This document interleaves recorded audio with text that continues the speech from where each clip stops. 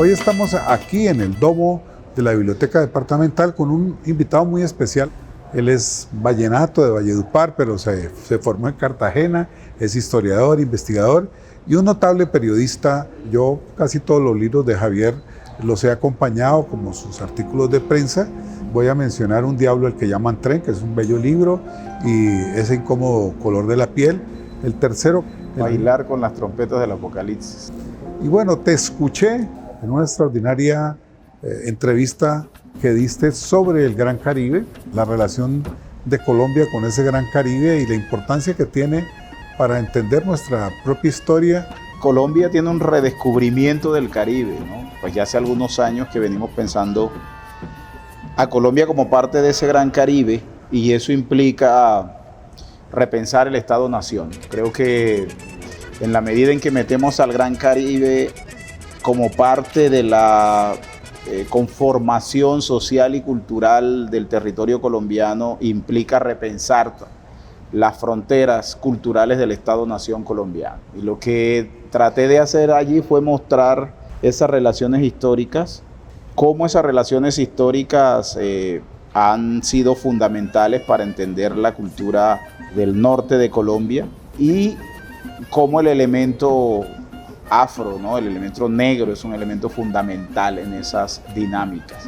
El Caribe es una frontera imperial donde se tejieron todas las disputas imperiales del momento en ese escenario, en ese gran escenario, y como gran frontera imperial también es el espacio donde se desarrollan dinámicas de la modernidad política y social.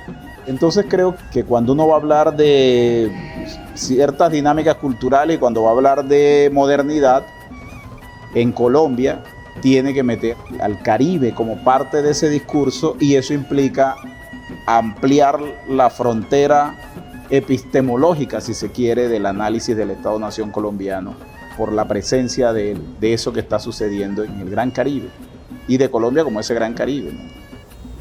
Bueno, y te voy a preguntar algo que hoy coge mucha fuerza en la nueva historiografía colombiana, en algunos trabajos que se empiezan a hacer sobre el papel de Haití en la independencia de Hispanoamérica, de la ayuda que le brindaron a Bolívar.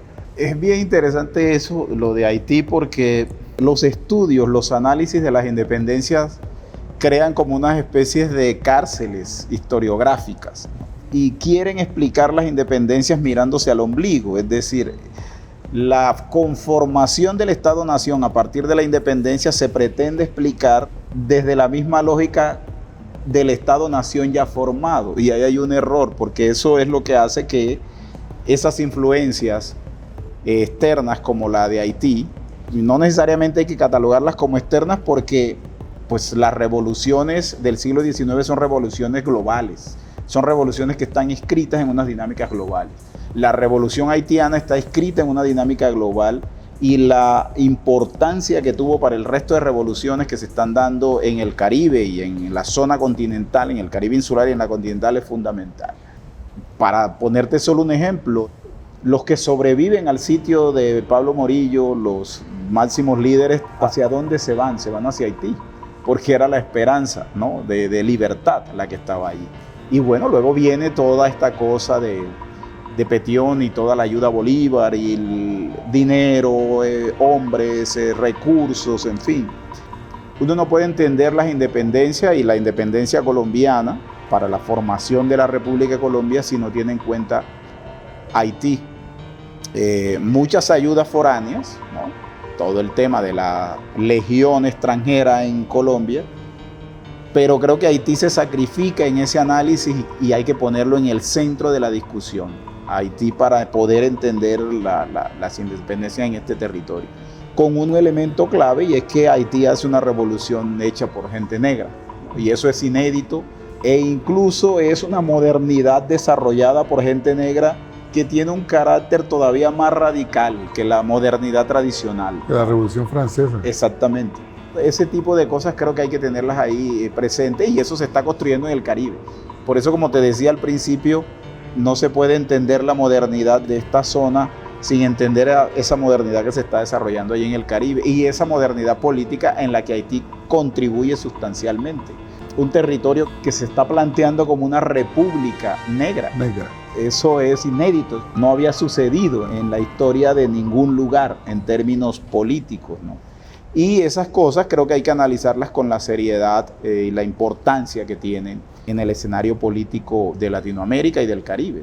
Colombia se construye desde un centro, o sea, desde Bogotá.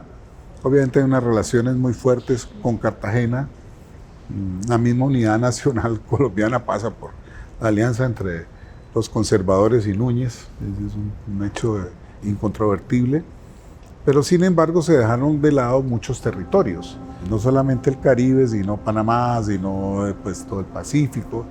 El Pacífico también sufrió, dijéramos, ese total desconocimiento de parte de la élite centralista desde donde se construyó, dijéramos, la unidad nacional.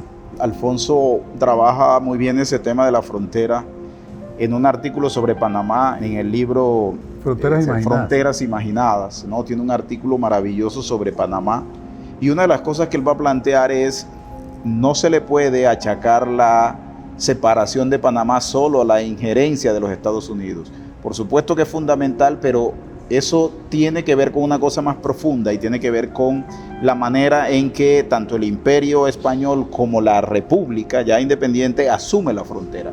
¿Cuál es la visión que tiene sobre Panamá? Y eso pasa con muchos otros territorios. Ahora que estamos en este análisis de la vorágine, por ejemplo, en el centenario y los 100 años del natalicio de García Márquez, que se está analizando otra vez 100 años de soledad, uno se da cuenta allí que son novelas que están hablando sobre dos regiones de fronteras donde se está definiendo gran parte de la dinámica de la economía internacional, ¿no? Son territorios muy importantes para el mercado mundial, pero son territorios marginales y olvidados desde el centro del país, que es la paradoja. Este centro, ¿no? Bogotá como el gran centro y todo este espíritu centralista, de alguna forma las dinámicas políticas hacen que la explotación suceda más fácil porque son territorios que de alguna manera han sido olvidados por la administración, ¿no? Desde el centro del país. Y pasa también con el Pacífico, la explotación del oro, el banano en esta zona y por supuesto el caucho en esta zona del Amazonas.